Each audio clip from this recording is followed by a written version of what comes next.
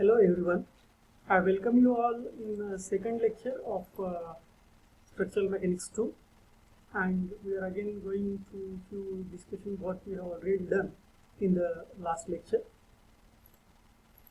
So we have done some discussion about static indeterminacy of structure, and this example we have already discussed in last lecture. You are aware that ds is equal to dse plus dsi. That is external static indeterminacy and internal static indeterminacy. Sum of that is total static indeterminacy of a structure. And in case of pin-jointed frames, the external static indeterminacy for plane frames is given by r minus 3, where r are number of reaction components, and dsi equals as m minus 2j minus 3. So here m is number of members and j is number of joints of that particular truss. So this example we have discussed, statically indeterminate internally. What we understand by that? If number of members are greater than 2j minus 3, then that particular truss is statically indeterminate internally. So one member or the total number of members are greater than 2j minus 3, then it is called as internally indeterminate structure. So further, we have discussed statically indeterminate truss, which is externally as well as internally. So with this diagram, now this particular truss, the total supports, two supports are there and both are hinge supports, then you have four number of reaction components.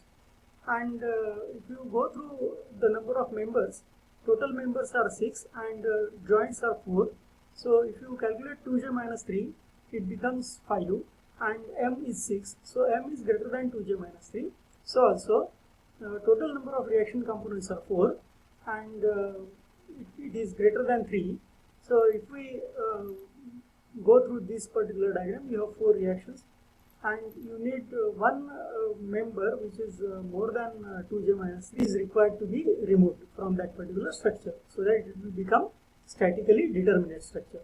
So total degree of static indeterminacy in that particular structure becomes 2. So one of the reaction component and one of the member is required to be removed, so that remaining structure will be statically determinate structure. With this discussion, we will go further for discussion of unit load method, or it is also called as virtual work method. You are knowing principle of virtual work that we have already discussed in earlier course, Structural Mechanics 1. Just again we are going to discuss about what we have done in case of analysis of beams and frames in Structural Mechanics 1. We have used that equation as delta, that is deflection is equal to summation integral m dx divided by En. So in case of trusses, analysis of trusses, the principle of virtual work gives us equation as delta is equal to summation n L divided by A. Now, as in case of plane trusses, the members will be subjected to axial internal force. So it may be a tensile force or it may be a compressive force. So delta is related to area of cross section of that particular cross section and Young's modulus.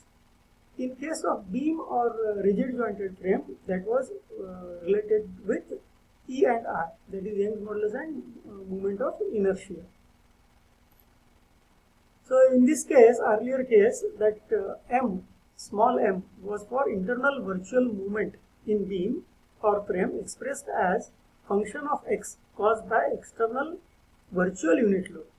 So what we were doing in that analysis was we were applying unit load at a point or at a joint where that deflection was required to be calculated, and then we were finding what are the movements at a particular section in between different members due to application of that particular unit load, and that is what we called it as small m, that is internal virtual movement in beam or frame expressed as function of x. So as you go through a particular member from one point to another point, that bending moment goes changing. So it is as function of x caused by external virtual unit load. In case of truss, that small n stands for internal virtual normal force. Internal virtual normal force in a truss member caused by the external virtual unit load. Now try to understand. Earlier that small m was function of x. In case of truss, the member either will be subjected to tensile force or compressive force, which is internal force. And due to that, at entire length of that particular member, the stress will be same throughout. So it is not integral of something. Okay. We go further. Earlier it was delta equal to external displacement at a point caused by the real loads acting on beam or frame. So due to whatsoever forces are acting and due to whatsoever reaction components are there, due to all these external forces, whatsoever actual the displacement is taking place at that particular position at which we are interested for, so that was delta. Similarly here, in case of truss, delta is equal to external joint displacement caused by the real loads on the truss.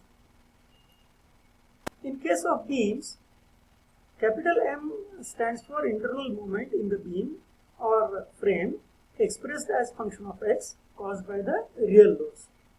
So that is the bending moment at a particular position or at a particular cross section due to externally applied forces and the reactive forces. And in case of trusses, that capital N stands for internal normal force in a truss member caused by the real loads on the truss. So whatsoever actual forces are acting and whatsoever actual support system is there, due to these external forces, the internal forces in the members is capital N. So here in case of beam we were using E and I, you are aware of it, and in case of the truss it is AEL. Try to understand, in mechanics of solids we have used that equation delta L is equal to PL over AE. Okay, so that delta L is related to A, E and L and whatsoever force is acting over there. So with the same thing, this is delta is equal to PL over AE, what we are going to discuss about. So we'll just go through this example what we have done in structural mechanics 1. For example, if this is simply supported beam and it is subjected to, some part of it is subjected to uniformly distributed load, a point is subjected to point load at B, say, and this is 4 meter and this is also 4 meter, so total length is 8 meter and some value of E and I is there. And say for example you are interested in finding what is the vertical deflection taking place at this position at center, okay, or at midspan of this particular beam. Then what we have done in this analysis? So in that case, actually due to external forces, whatsoever the reactive forces are there, that we have calculated initially, and we have considered different sections in between the position where the load is changing. Okay, so over here at section 1.1 we were aware that the bending moment is related to this reaction and this uniformly distributed load. Over here again the distance is something different, and now at this cross section that the bending moment was related to uniformly distributed load only over this whatsoever is acting only over this particular part. At this particular cross section the bending moment will be due to complete uniformly distributed load. So we have considered one section over here, and then we have considered one more section after this point load, and then for these complete the beam at different cross sections we have calculated what is capital N, that is bending moment due to the externally applied forces. And then what we have done, we were interested in finding what is deflection taking place due to these external forces. So we were removing that forces acting on it, and we applied that time a unit load at that particular position at which we want to find what is deflection. And then we again calculated at different sections, section 1, 2 and 3, whatsoever is considered earlier, what is bending moment due to that, and that was small m. Okay, and knowing this small m and capital M, then we have used this equation and calculated what is deflection taking place at that particular point. Okay, so same way we are going further for analysis of trusses. So in analysis of trusses using unit load method, what exactly the procedure is, we will go through that.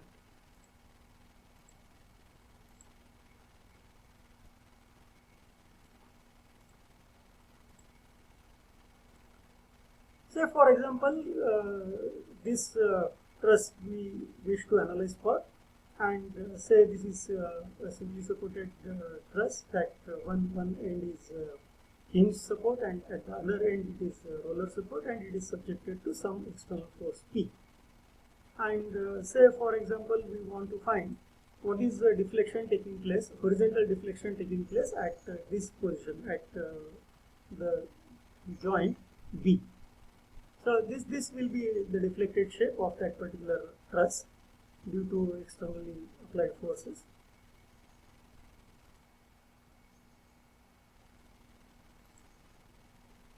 So during analysis, we will calculate reactions at the supports due to applied external forces as usual. So you are aware how to go for calculation of it. We will be applying summation Fx equal to 0, Fy equal to 0, and summation M about a particular point, say the support system of one of the equal to 0, and after application of that we will be in position to calculate one of the reaction component, and by using earlier two reactions we can find the other two reaction components.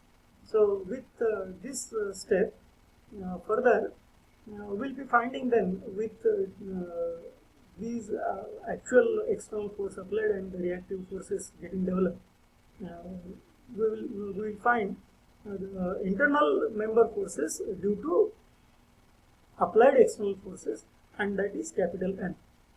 After finding the reaction components whatsoever are there due to externally applied forces, what we will be going for is remove all the externally applied forces and apply unit load at joint at which deflection is to be calculated in the direction of the deflection.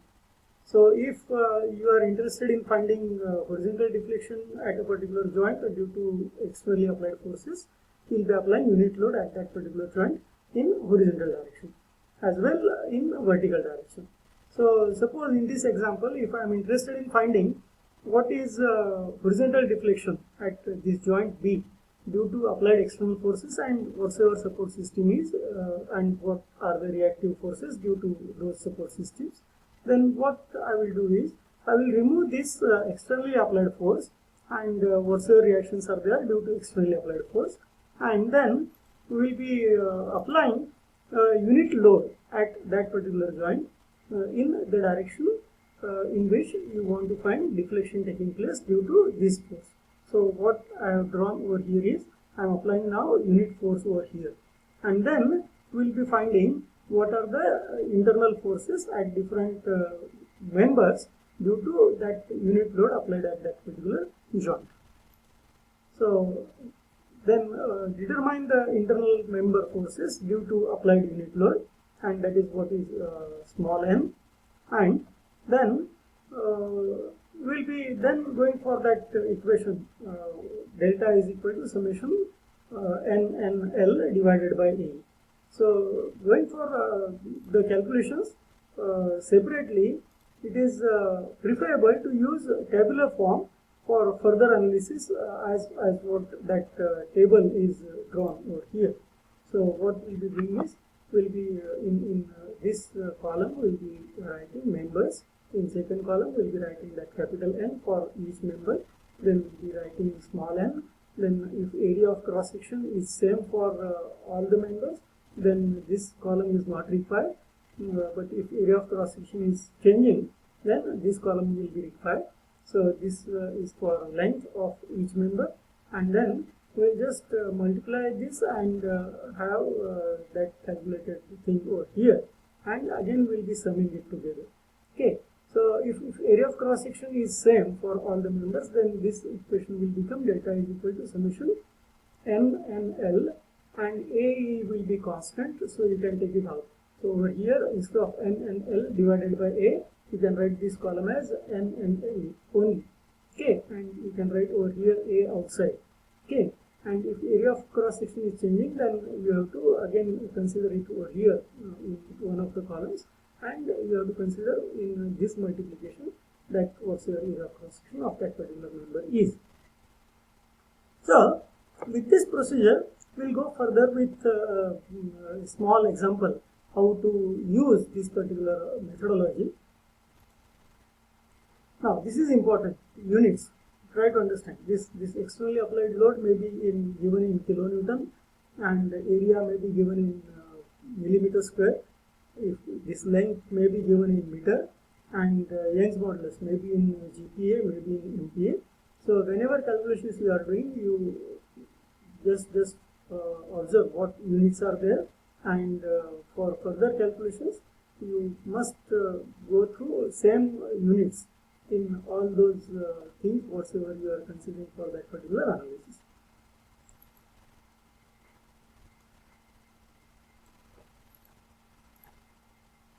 So we'll go through one numerical regarding this method. What the data is given for the analysis is analyze the pin jointed frame as shown in figure 1 and find the horizontal and vertical deflection at joint B using unit load method. Area of cross section for members AC and CB is 1903 millimeter square, and area of cross section for member AB is 1539 millimeter square. And it is given that for all members Young's modulus is 210 GPa. So this is what is statement of the numerical, and this is the diagram given. So member AB, BC and AC, these are the members. This member AB is 4 meter. Member this vertical distance between A and C is 2 meter, and the forces applied are 20 kN vertical and 10 kN horizontal at this joint C. So first of all, we'll go for calculating the reactions at the supports. So you are aware how to find these reactions.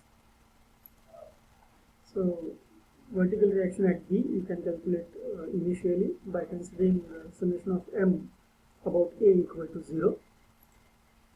So applying summation M about A equal to 0. So movement of these two reactions about this point will be 0. So there is in that equation these two terms will not be there.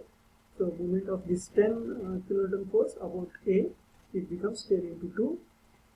For this 20 kilonewton force, it becomes 20 into, again this distance is 2 meter, so 20 into 2, and this for this reaction it will become Vb into 4. So this complete calculation divided by 4 gives you the reaction at support B, that is Vb, and it gives you 15 kilonewton. So further, by considering the summation of forces in y direction equal to 0, so this is 20 kilonewton, and if this is 15 kilonewton, so over here this reaction will be 5 kilonewton. And similarly, you can apply summation of forces in x direction equal to 0, this equation of equilibrium, and you can say that this is 10 kilonewton and there is no other reactive force, so there must be 10 kilonewton opposite reaction over here at A. So that is 10 kilonewton in this particular direction. The further step is to find the internal member forces due to applied external forces as well as the reactive forces. So you can use what we have discussed in the course engineering mechanics, the method of joints or method of sections, for the analysis of this. Okay, so the internal member forces due to external forces and reactions are as shown in this figure. Okay, So to start with this analysis, if I am considering joint A, and if I apply summation Fy equal to 0 by considering method of joints, if I am cutting it over here, so I will be having internal force at member AC as well as internal force at member AB. So if I am considering summation Fy equal to 0, then the vertical component of this member force must be equal to 5. So if I am considering that force AC and the vertical component of that is sine theta, if you calculate this theta, then this is 2 meter and this is 2 meter. So this gives you this angle as 45 degree. So this FAC sine 45 must be equal to 5. So FAC will be 5 divided by sine 45. It gives you 7.07 kilonewton. And if you apply at joint A, summation Fx equal to 0, again you have two members at this joint, member AC and member AB. So if you consider horizontal component of that member force AC, then the horizontal component of that will become 7.07 cos 45. So 7.07 cos 45 becomes 5, and that 5 plus this 10 gives you 15 kilonewton. So now with this calculation you will be knowing what is member force in member AC and member force in member AB. So further, if you consider this joint, this is vertical, and there is if you consider vertical component of this member force in member CB, then FCB sine 45 must be equal to 15. So FCB will be 15 divided by sine 45. If you calculate it, that force will be 21.21 kilonewton. So once again you can check whether the calculations are correct or not. What you can do is again apply summation Fx equal to 0. So for summation Fx equal to 0 at joint B, and you have one force over here 15 kilonewton, which is tensile, and if this is compressive, then the horizontal component of that will be 21.21 cos of 45. So that gives you again 15. So this is 15 in negative x direction, and that the other 15 will be positive x direction. So summation of x over here due to this member force and this member force is 0, because there is no other force acting over here. So after checking all these things, further what analysis can be done is, now we are interested in finding what is the vertical deflection and horizontal deflection at joint B. So what is known? The vertical deflection at B is 0, not possible, because there is reaction. This reaction is there, or support is there, and due to this support there will not be any vertical deflection. Whatsoever deflection will be there, that will be horizontal deflection. So to find the horizontal deflection at joint B, applying unit load at B, the member forces are to be calculated. So what we will do is what is shown over here in figure 3. So now all whatsoever reactions are there due to these externally applied forces, they are removed, and this externally applied force is also removed from that structure. And what we are considering is we are applying unit load in the direction where you want to find the deflection. So we are interested in finding what is horizontal deflection is taking place at that particular joint B. So unit load is applied over there, and now due to this unit load, what are the reactions and what will be the internal member forces that will be calculating. So try to understand. Now if this is horizontal force, and if you take or if you consider summation of moment of all forces about support A equal to 0, or about joint A equal to 0, then moment of this force will be 0. So what will happen is VB is equal to 0. So if VB is 0, for summation Fy equal to 0, VA must also be 0.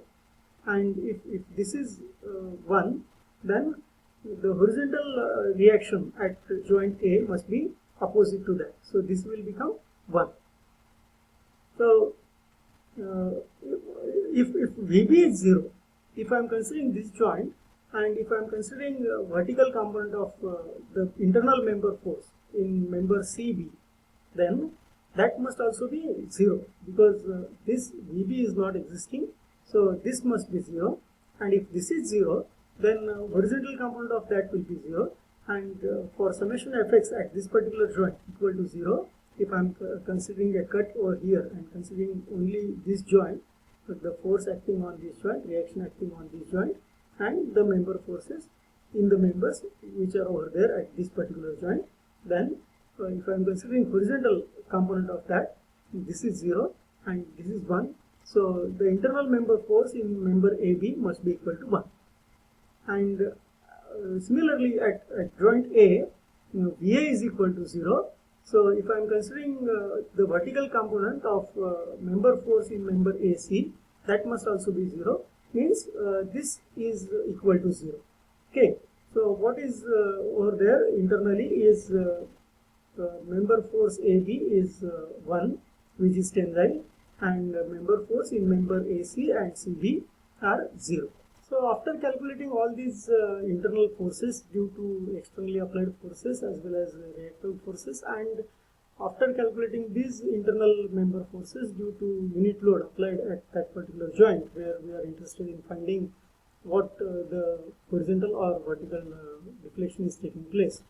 So what further we will be doing is, we will be going for writing all these calculations in a tabular form. So try to understand what kind of table is written. So first column is for members of the complete structure, and then the next column is capital N. It stands for the member forces due to applied external forces. Then next column is small n. It stands for the member forces due to applied unit load at the joint, where in that particular direction we are interested for finding what deflection is taking place due to externally applied forces. And then now this column you will be creating if the area of cross section is different for different members. If the area of cross section is same, then no need to write this column. Then next column is regarding length. Length of different members is different, so that is written over here. And then further calculations as the equation for delta was earlier discussed. So now here for member AB, over here this force, internal force due to externally applied forces over here was 15 kilonewton tensile, so it is written over here. Similarly for member AC, it was compression 7.07 kilonewton, so it is written as negative over here. And for member CB, it is again compression, so it is written as minus 21.21 kilonewton. Now similarly, if unit load is applied over here at joint B horizontally, then this thing is regarding internal member forces due to unit load applied. And over here for member AB, that is tension 1, and it is written over here, and for other two members that was 0, so it is written here. And area of cross section was given in the data, that member AB has the area of cross section as 1539 millimeter square, so it is written over here, and for other two members it was 1903 millimeter square. So length of member AB was given as 4 meter, so it is written over here as 4000 millimeter.